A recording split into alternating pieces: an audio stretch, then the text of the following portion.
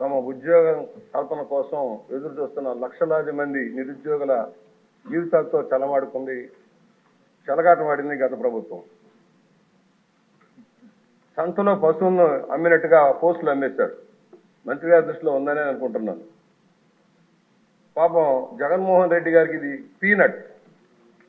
ఏందే ఒక deputy collector post 2.5 కోట్లు మాత్రమే, ఒక డిఎస్సి పోస్టు 1.5 కోట్లు మాత్రమే, ఒక 150 కోట్లే. పాపం మా వాడికి ఏముందా, ఇది పెద్ద 1000 కోట్లు దోసుకున్నాడికి ఇది లెక్కలేదు కాదు. అందువల్ల కానీ పేద విద్యార్థుల జీవితాలతో చెలగమాడారు. 162 పోస్టులకి గత ప్రభుత్వంలో చంద్రబాబు గారు నోటిఫికేషన్ ఇస్తే ప్రభుత్వం మారాక ఆయన పబ్లిక్ సర్వీస్ కమిషన్ సొంత జాగీర్దారులాగా వాడుకున్నాడు.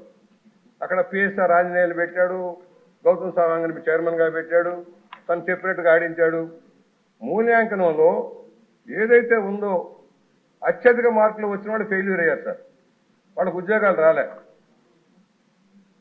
ఇంటర్వ్యూలో మాత్రం టాప్ మార్క్ ర్యాంకింగ్ ఇచ్చారు. దానివల్ల బీసీ ఎస్సీలకు చాలా నష్టం జరిగింది. బీసీ ఎస్సీ ఎస్టీలకు చాలా నష్టం జరిగింది. మేము అడుగుతా ఉన్నాం, హైకోర్టు చెప్పింది మూల్యాంకనం చేసి కొత్తగా మీరు నిర్ణయం చేయమన్నారు. హాయ్లాండ్లో కూర్చొని నిర్ణయాలు చేశారు. దాన్ని ప్రకటించకుండా హైకోర్టుకు తప్పుడు సమాచారం ఇచ్చారు.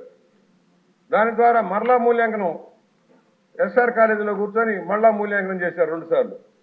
దాని ద్వారా తనకు ఎవరైతే డబ్బులు ఇచ్చారో తమ ప్రాబల్యం కలిగిన వాళ్ళకి, తమ అనుమాయులకి పదవులు కట్టబెట్టడం కోసం భారీ కార్యక్రమం చేశారు. దీనివల్ల గందరగోళం వచ్చింది. 162 మందికి పోస్టులు ఇచ్చేశారు. తాంబూలాలు ఇచ్చాం, తన్నుకు చావండి అన్నట్టుగా అయింది కార్యక్రమం. ఇవాళ ఎవరైతే బాధితులు ఉన్నారో వాళ్ళు కోర్టుకు వెళ్ళారు.